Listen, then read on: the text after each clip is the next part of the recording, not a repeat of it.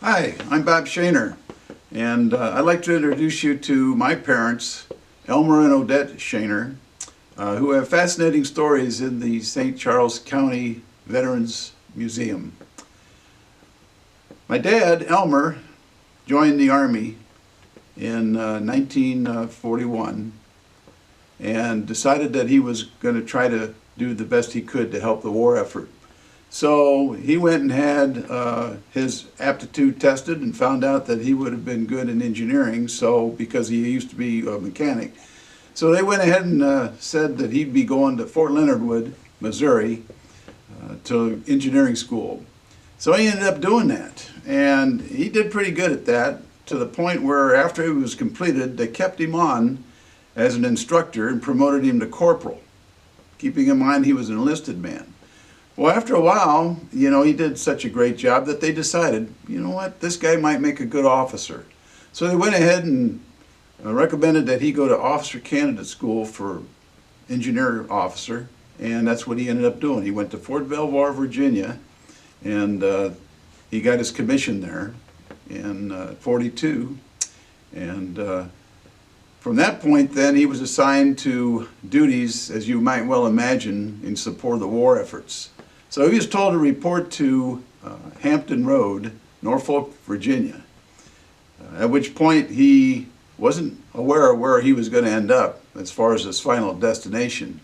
But as he boarded the SS America, which was renamed the West Point, and upon their arrival, the captain announced they were in Casablanca, Morocco. So obviously he ended up in North Africa.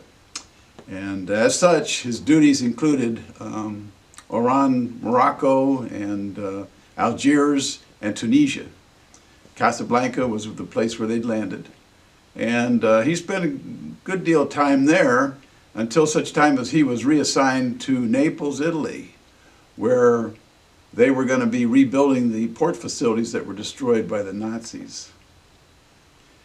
And then ordered to report to Dijon, France. And this is where the story gets a little bit interesting. So Elmer reported to Dijon, France, which is where he was being sent, to establish an engineering depot that would provide supplies to the advancing divisions that were heading towards Germany, obviously.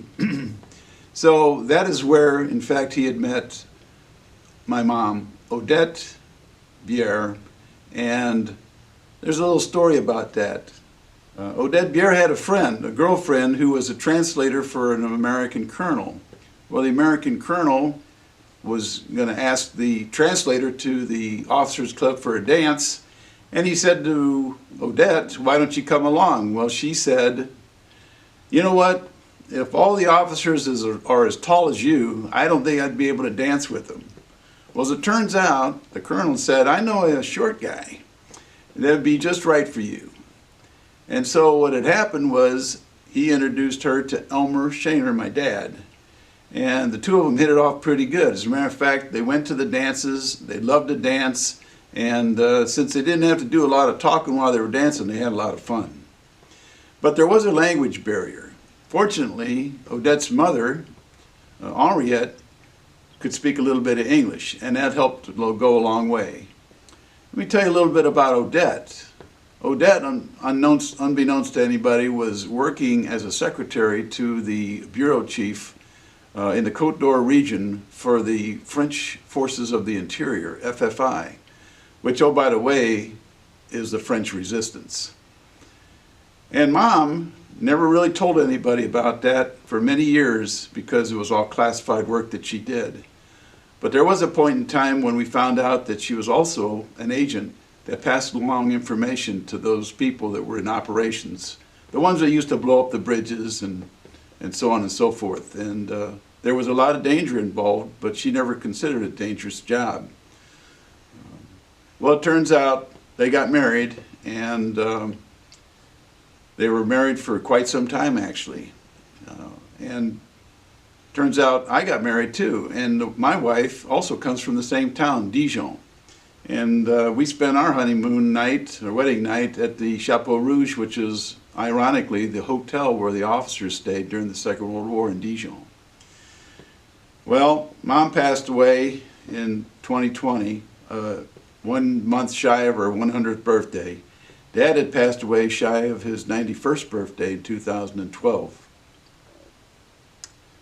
Both of them were inurned at Columbarium A in Jefferson Barracks National Cemetery, and that's where they rest today, together, as they had hoped they would be one day. Their stories are fascinating, and like I said, they're included in those that are featured in the St. Charles County Veterans Museum.